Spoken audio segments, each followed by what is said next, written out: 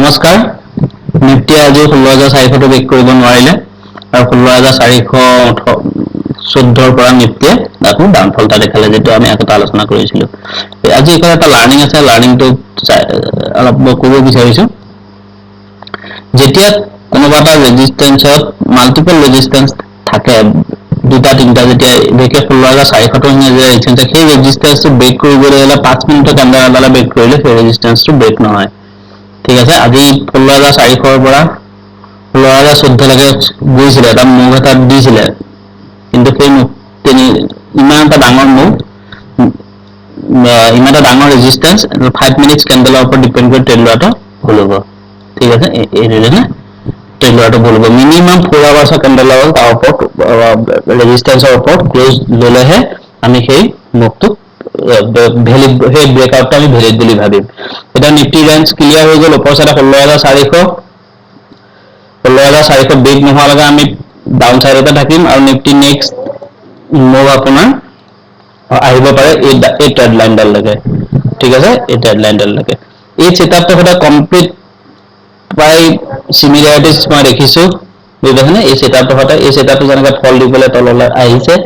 most প্ৰবাবলি ইয়াতো তললৈ আহিব পাৰে কিন্তু আমি ইমান অপটিমিস্টিক হোৱাটো ঠিক নহয় এখানে আমাৰ আজি যিসকলে পুল হোল্ড কৰিছে মই হিনান উইকলি এনালাইসিস কৰিছো যে 16400 তলত যদি ক্লোজ লয় তেনেহলে পুট হোল্ড কৰিব পাৰে হৈছে পুট যিসকলে হোল্ড কৰিছে তেওঁলোকে যদি যিসকলে কাইলৈ প্ৰফিট বুক কৰিম বুলি ভাবিছে তেওঁলোকৰ কাৰণে 16000 টো ফাৰ্স্ট ৰেজিস্ট্যান্স সাপোৰ্ট এটা আছে 16000 আৰু যিসকলে অলপ দীঘলৈকে হোল্ড কৰিম বুলি ভাবিছে লাষ্ট মাহত তেওঁলোকৰ তাৰ কাৰণে 15800 পৰা 15750 ৰ ভিতৰত তেওঁলোকে প্ৰফিট বুক কৰিব লাগিব 16750 ৰ পিছত সৰি 15700 পিছত যদি মাৰ্কেট ক্লোজ হয় তেতিয়ালে নতুন এন্ট্ৰি এটা বনাব লাগে এই ক্লোজ বেসটো চাই ল'ব লাগে কাৰণ ইয়াত যেনেকৈ এটা মাল্টিপল সাপোৰ্ট ৰেজিস্ট্যান্স ইয়াতো 15700 15750 টো এটা মাল্টিপল ৰেজিস্ট্যান্স আছে ঠিক আছে সেইকাৰণে ইয়াতো এটা 5 মিনিটৰ ক্যান্ডেল লৈ ব্ৰেক হৈ গলে মাৰ্কেট ডাউন হয় তো ৰিয়াৰ কেছত কেতিয়াবা হ'ব পাৰে এক্সেপশনাল কেতিয়াবা এটো একচুয়ালি টেকনিক্যাল মতে নহয় এটো কোনবা নিউজৰ কাৰণে এটো ব্ৰেক হৈ যায় 5 মিনিট মানে পাৰপেন্ডিকুলাৰ ব্ৰেকআউট দি দিয়ে কিন্তু হেৰিত কোন জেনাৰেল মাৰ্কেটত এটো পসিবল নহয় ঠিক আছে এখানে ইয়াৰ তলতো এটা 4 আৱাৰ্ছ ক্যান্ডেল ক্লোজ হোৱাটো একদম অতিকে প্ৰয়োজনীয় 16750 টো এইবাৰ সম্ভৱ মাৰ্কেটে বেসটো ভাঙিব লাগে এতিয়া মই মোৰ আশা মানে ভিউজ নেগেটিভ আছে যে এই বেসটো ভাঙি মাৰ্কেটে 15500 লৈকে মাৰ্কেট ফল হ'ব পাৰে কিন্তু আমি ফাৰ্স্ট টাৰ্গেট ইয়াত বুক কৰি মই পুট হোল্ড কৰিছো প্ৰফিট হ'ব লৈছো নাজানো আমেৰিকা মাৰ্কেটৰ এতিয়া পজিটিভ হৈ আছে অকমান আমেৰিকা মাৰ্কেটৰ ওপৰত ডিসকাশন কৰিম ঠিক আছে আজি কি ট্ৰেড আহিছিলে হেতু চাও আজি এটা ধুনীয়া ট্ৰেড আহিছিলে ট্ৰেড লৈছিলো মই আপোনালোকে চাগে লৈছে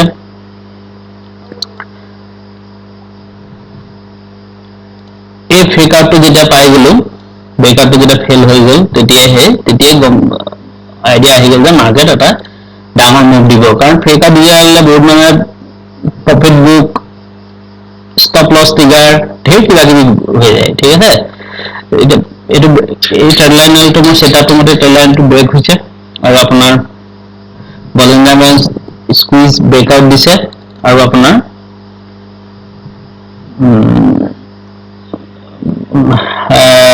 আমাৰ এটা মোমেন্টাম ইন্ডিকেটৰ 200 ডেজ মুভিং এভাৰেজৰ তলত আছে এন্ট্ৰি লেভেল আছে আপোনাৰ এই এৰিয়াটো এন্ট্ৰি লেভেল আছিল আমি এন্ট্ৰি কৰিছিলা প্ৰফিট বুকিং এই এৰিয়াটোৰ ভিতৰত প্ৰফিট বুকিং আছিল চাইডাল ক্যান্ডেল ল এন্ট্ৰি লেভেল 1 2 3 4 এই ক্যান্ডেলৰ এন্ট্ৰি আছিল এডাল ক্যান্ডেল দুডাল ক্যান্ডেল তিনডাল ক্যান্ডেল চাইডাল ক্যান্ডেল এই ক্যান্ডেল ডালৰ একদম ক্লোজিং হোৱাৰ লগে লগে আমাৰ এন্ট্ৰি এক্সিট পইণ্ট আছিল ঠিক আছে তাৰ পিছতো ফল আহিছে তো আহক আপোনাৰ ইয়াৰ পৰা ইয়ালে টোটাল 80 পইণ্টৰ মুভ আছিল আৰু 80 পইণ্টৰ মুভটোত এই 80 পইণ্টৰ মুভটো আপোনাৰ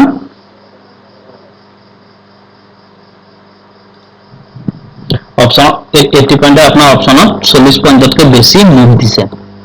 40 পইণ্টতকৈ বেছি মুভ এইটো আপোনালোকক দেখুৱাইছে ঠিক আছে এটা ওপেন ইন্টাৰেষ্ট অলপ এনালাইজ কৰিম তাৰপিছত আমি হেৰি যাম আজি ওপেন ইন্টাৰেষ্টত কি হ'ল দিনটো ভৰত 16300 শৰ্ট কভাৰিং আহিল কল 16200 16100 শৰ্ট কভাৰিং আহিল এইটো এটা কনফিউজ হৈ আছে যে শৰ্ট কভাৰিং অহাটোত মানে অলপ কনফিউজ হৈ আছে মাৰ্কেট পোৱাৰ পিছতো শৰ্ট কভাৰিং কিয় হ'ল ঠিক আছে কিন্তু ডাটা আৰু আজি ওপেন ইন্টাৰেষ্টৰ ডাটা আৰু চাৰ্টৰ মাজত এটা ডাইভাৰজেন্সি আহিছে সেইকাৰণে সেইটো অলপ মাৰ্কেটত কাইলৈ মুভটো ডাউনফলটোৰ কাৰণে অলপ ৰিস্কটো হোল্ড কৰা হৈছে যদিও এটা ৰিস্ক ফেক্টৰ এটা জড়িত হৈ আছে কাৰণ এইটো এই মুভটোত কল শৰ্ট কভাৰিঙে হৈছে 16000 হয়নে এই মুভটোত হয়তো এইটো ফেক মুভি হ'ব পাৰে তথাপিতো আমিতো নাজানো যেহেতু চাৰ্টে কৈছে যে আমি হোল্ড কৰিছো আৰু আমাৰ নেক্সট আপোনাৰ 16300 যদি কাইলৈ মাৰ্কেট ডাউন হয় 16300 16100 শৰ্ট কভাৰিং আহি যাব নেক্সট ৰেজিষ্টেন্স আছে আপোনাৰ 16000 টো নেক্সট আমাৰ হেৰি আছে ৰেজিষ্টেন্স আছে 16000 ফুটত হাই ওপেন আছে 16000 টো আমাৰ নেক্সট ৰেজিষ্টেন্স য'ত আপুনি প্ৰফিট বুক কৰিব পাৰে এই ডাটাটো এনেকুৱা ডাটা মোক গুৰুৱে কৈছিলে যেতিয়া এটা বেজ বনোৱাৰ পিছত মোক যিটো গুৰুৱে মোক কৈছিল মই সেই বস্তুটো আপোনালোকৰ ওচৰত আজি কৈছো মই আজি সেই বস্তুটো বহুত দিনৰ পিছত এনেকুৱা এটা বেজ যেতিয়া এনেকুৱা এটা বেজ বনায় ঠিক আছে বেজ বনোৱাৰ পিছত যদি বট চাইডত কল পুটৰ ওপেন ইন্টাৰেষ্টত ইমান বিল্ড আপ নহয় বা কম হয় তেতিয়া জানিব যে ই ব্ৰেকআউট দিব ঠিক আছে এই উইকত মাৰ্কেটে ব্ৰেকআউট দিব বুজিছে নাই চাচোন আপোনাৰ 15800 টো পুট অপশন কল অপশনটো ৰাইট হৈছে মানিছো সৰি পুট অপশনটো ৰাইট হৈছে মানিছো মাৰ্কেট ডাউনলৈ আছে কল অপশনটো ৰাইট সৰি বুজিছে না দুইটা অপশনে 15800 ৰাইট হৈছে মানে কনফিউজ হৈ আছে 15800 লেভেলটো তললৈ আহিব না ওপৰলৈ আহিব ঠিক আছে এইদৰে 16300 মাৰ্কেট 16200 ক্লোজ ললে অন্য দিনাখন আপুনি চালে 16200 যেতিয়া ক্লোজ হয় 16300 ডাঙৰ টাৱাৰ বনি যায় হয় নাই এটা ডাঙৰ বিগ টাৱাৰ বনে কিন্তু আজি নবনে 16300 শৰ্ট কভাৰিং আহি গৈছে এতিয়া কি চিন্তা কৰি আছে বিগ প্লেয়াৰে কি চিন্তা কৰি আছে এইটো এটা বহুত আজি ডাটাটো মানে এটা কনফিউজন হৈ আছে একো আইডিয়া কৰিব পৰা নাই কিন্তু চাৰ্টৰ মতে নিগেটিভ আপোনাৰ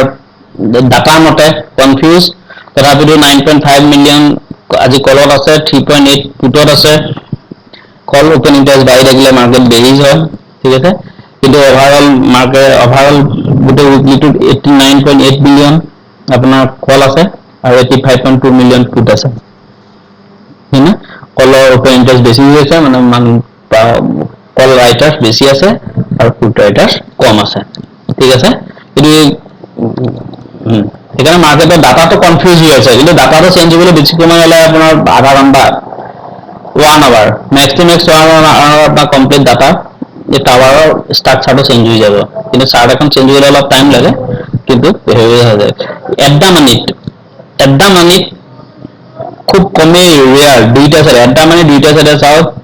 শৰ্ট কভাৰিং আহিছে পুটত শৰ্ট কভাৰিং আহিছে পুট ইনক্ৰিজ হোৱা নাই কল শৰ্ট কভাৰিং আহিছে তো এটা কনফিউজন ষ্টেটাছ এটাত আছে তথাপিতো কাইলৈ মাৰ্কেট কল হল ডাউন মুভতে আশা কৰিছো যে ইয়াৰ পৰা এটা ফল আহিব পাৰে এই ট্ৰেন্ড লাইন নহলে 16000 নহলে 16000 লে এটা মুভ এটা মাৰ্কেট আহিব পাৰে ঠিক আছে ভিক্সটো পজিটিভ ভিক্স আপোনাৰ পজিটিভ ক্লোজ হৈছে আমেৰিকা মাৰ্কেট আজি এটা মুভ এটা দিব মই উইকলি এনালাইজ কৰাৰ দিনাখনি আপোনালোকৰ লগত আলোচনা কৰিছিলো যে ই এটা সাৰপ্ৰাইজ হয় এইটো সাৰপ্ৰাইজ হয় সেইকাৰণে এটা মুভ এটা আমেৰিকা মাৰ্কেটত থাকিব কিন্তু আমেৰিকা মাৰ্কেট ইয়াৰ ওপৰত ক্লোজ নোহোৱালৈকে আমি আশা কৰিব নোৱাৰো আমেৰিকা মাৰ্কেট ইয়াৰ ওপৰত ক্লোজ যদি লো ট্ৰেড কৰে তেতিয়া আমি আমাৰ 16400 লেভেলটো ক্ৰছ কৰি আৰু নিফটি আপোনাৰ টুৱাৰ্ডছ 17,000 লৈকে নিফটি টুৱাৰ্ডছ যাব পাৰে ঠিক আছে ওকে আজিলৈ আহিছো কাইলৈ আকৌ আহিম